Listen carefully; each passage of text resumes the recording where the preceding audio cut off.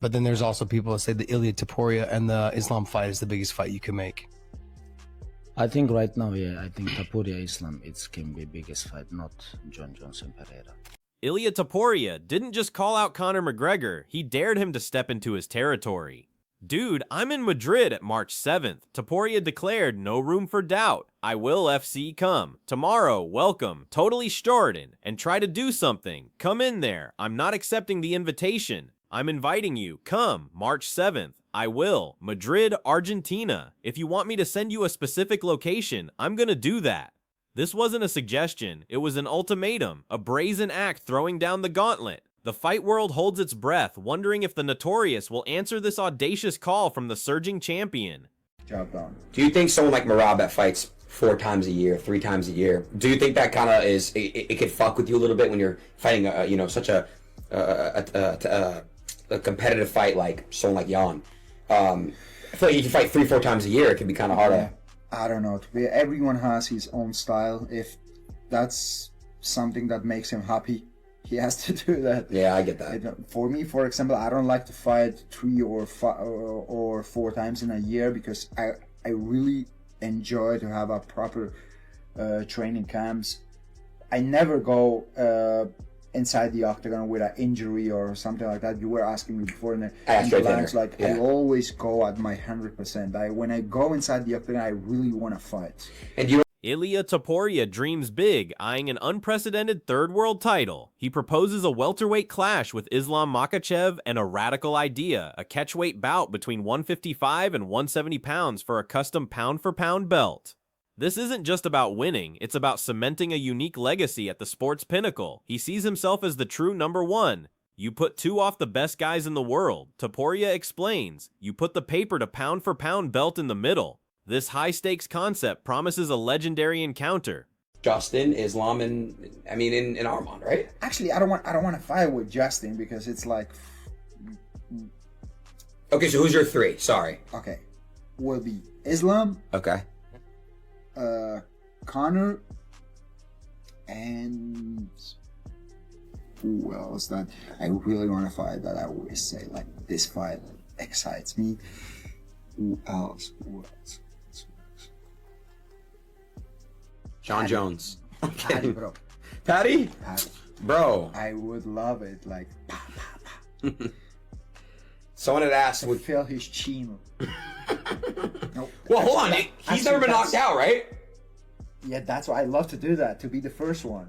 I always say. Islam Makhachev quickly shut down talk of facing Topuria at the White House event. He cited Topuria's existing opponent and current UFC plans, halting Topuria's ambitious title aspirations. Makhachev, eager for his own booking, views the White House card as a monumental opportunity for a historic mark in MMA. However, a Topuria clash isn't scheduled for that rare event. This immediate rejection highlights the complexities of fight matchmaking, where fighter desires often collide with promotional strategies and existing commitments, leaving fans in suspense. Выиграет он при этом за счет борьбы, правильно? За счет ММА стиля. Но, это не вольная борьба. Но будет проходить, да? Арман может повалить, у него хорошие локти в партере. Очень хороший локти. Может бороться, разбаривать, спину забирать. А вот в эту опасную дистанцию с Топурией просто не зайдет. Не зайдет, слишком уже есть бои, он уже может посмотреть, изучить. Я например, 80/20 я вижу победителем Армана. Я считаю, что его борьба, его прессинг, его говорить, это тоже надо учитывать. Он выше него почти на 10 сантиметров, если не ошибаюсь. И он больше него весом, и в день боя он будет больше него. И конечно. Topuria also discussed his strategic decision to avoid fighting 3 or 4 times annually. He emphasizes the critical importance of full structured training camps. Entering the octagon at less than peak condition and injury-free is simply not an option. While respecting others' high activity, Topuria prioritizes maximum capacity over frequency. This disciplined approach underscores his commitment to perfection, stressing that when he steps into the cage, it's always at 100%. He rejects compromising his physical state for more fights. Right now, honestly, I really don't know. The Islam fight was obviously what I wanted, and what I felt would have been great, not just for me, not just for Islam, but would have been great for the company, would have been great for the world to see that. because listen, people count me out day in and day out. And for some reason, we've had conversations, but Hunter Campbell feels differently, and Hunter Campbell is like, maybe not. He wants to go a different rate. We don't know yet. You know, it's still not. They haven't come out and said, okay, Islam is going to get this guy, or Islam is going with me. But it's been a tumultuous back and forth with getting that done. Topuria revealed the 3 fighters who truly excite him: Islam Makhachev, Conor McGregor, and Paddy Pimblett. His specific desire for the Pimblett fight raised eyebrows. Topuria aims to be the first to knock out the baddie. He confidently stated that if no one else has accomplished it, he can make it happen, adding a new layer of personal challenge and potential history. This bold declaration showcases Topuria's aggressive mindset and his hunger to achieve unique feats against popular opponents. Ilia Topuria has just come up with an interesting idea to finally get the fight with Islam Makhachev done. This is one of the most highly anticipated clashes in UFC right now, and the fans would love to see it, no matter which weight class it is. But then Topuria unleashed a scathing critique on Arman Tsarukyan, dismissing his elite finishing ability. He pointed to past losses against Islam and Gamrot. Tsarukyan, he argued, only secures stoppages when opponents are visibly fatigued, never against a fully prepared fighter. Topuria firmly believes that if Tsarukyan faces strong cardio and proper preparation, he will struggle and ultimately break under pressure. This isn't just trash talk, it's a deep analysis of a significant flaw in Tsarukyan's game, suggesting a clear path to victory. Topuria didn't stop there, shutting down any notion of his fights with Islam or Arman going the distance. He expressed absolute confidence in finishing both opponents inside the distance, viewing Arman as the more straightforward challenge, predicting panic. His unwavering belief stems from grueling training camps, pushing through exhaustion and discomfort most fighters never experience. He knows his limits. Quitting is not in his DNA. A chilling promise: you're gonna have to kill me, and you know what, I love my life, and I'm not ready to die. Adding fuel to the fire, Khabib Nurmagomedov offered a stunning prediction. Arman Tsarukyan would hold an overwhelming 80-20 advantage over Ilia Topuria. Khabib cited Arman's well-rounded skill set, impeccable discipline, strategic game planning, and ability to execute under pressure as major reasons. He emphasized Tsarukyan's physical strength and size, believing these attributes would grant him significant control. This bold endorsement from a legendary figure not only elevates Tsarukyan, but also directly challenges Topuria's narrative of invincibility. Topuria also speculated on a surprising reason for not getting a White House card call: his nationality. He suggested the UFC, for such a national event, might prioritize an American star. He explicitly named John Jones as the high-profile, homegrown talent they'd want to represent. This candid theory reveals Topuria's insight into broader politics and promotional considerations. It suggests national identity can sometimes play a role in fight cards, adding frustration to his unfulfilled wish. Kamaru Usman revealed complex backstage dynamics surrounding Islam Makhachev's next opponent, confirming differing opinions within the promotion. Usman made it clear a fight with Islam is what he desires most, believing it monumental for both fighters and the UFC. He expressed frustration over the tumultuous back and forth in finalizing the bout, highlighting how internal debates and conflicting visions can stall even anticipated clashes. This peek behind the curtain shows top contenders face hurdles in securing preferred opponents.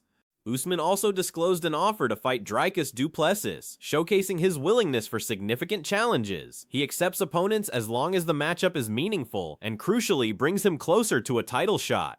For Usman, fighting is not enough. Every bout must serve a larger purpose, propelling him towards his ultimate goal. This strategic approach underlines his commitment to legacy and championship aspirations, rejecting filler fights for high-stakes encounters that truly matter in his quest. Before this, Islam Makhachev himself was confident Kamaru Usman was his desired next opponent, seeing him as the toughest welterweight challenge. He acknowledged media doubts but believed Usman possessed superior skill to outclass many rising, untested contenders. For Islam, there was no bigger test at that time, aiming to prove his versatility and dominance against a former welterweight king. This mutual respect and desire for a top-tier clash further emphasized the potential magnitude of their proposed but currently stalled showdown. However, Islam's friend Bilal Muhammad offered a critical perspective.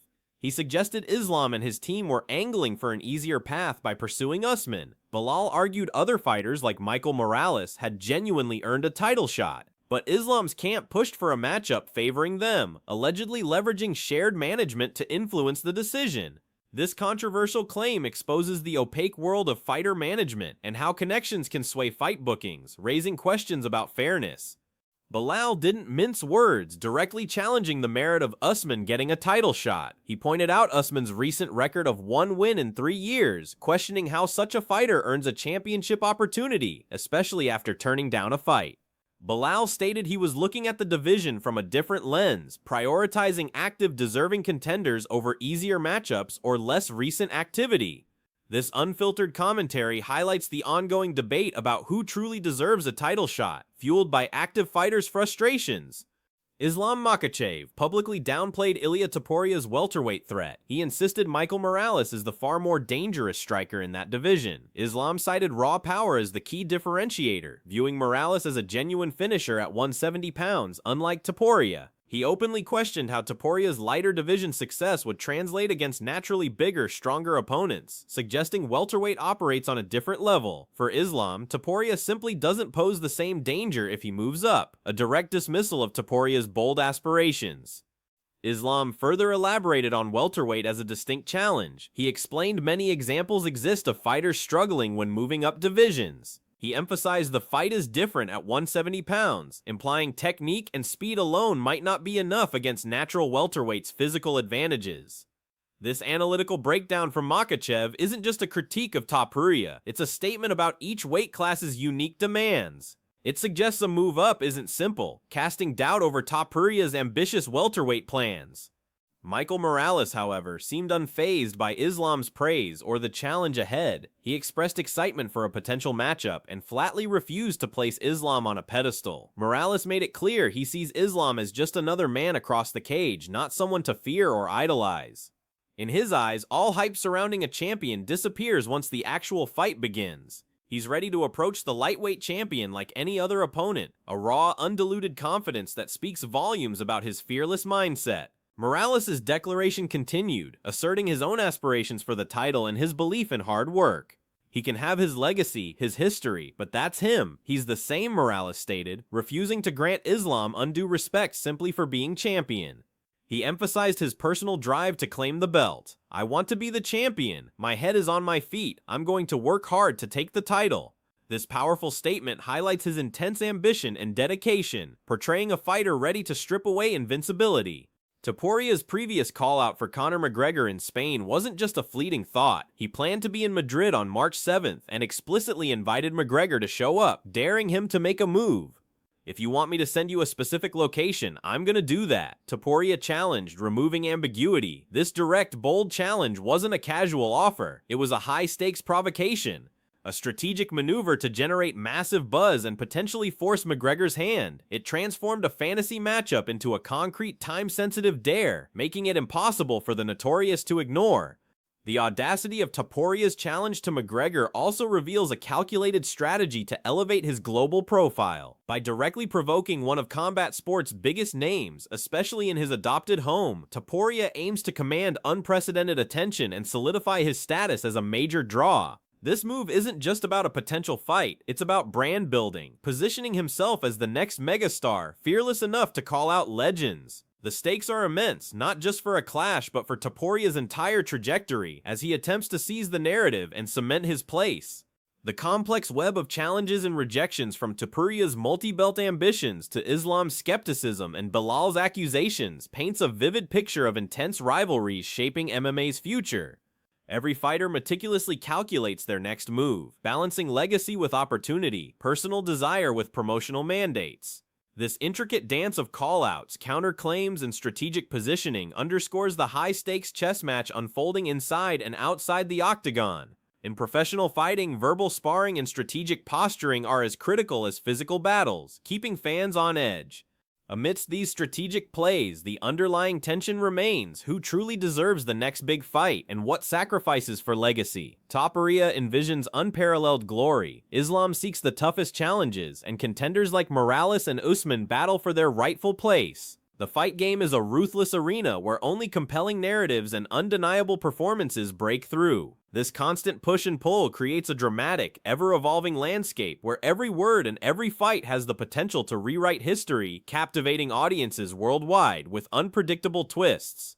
Ultimately, these explosive declarations, ambitious proposals, and pointed rejections define MMA's volatile current state.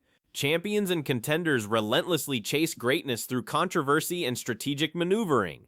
Candid exchanges between Topuria, Islam, Usman, and others are more than sound bites. They are blueprints for future clashes.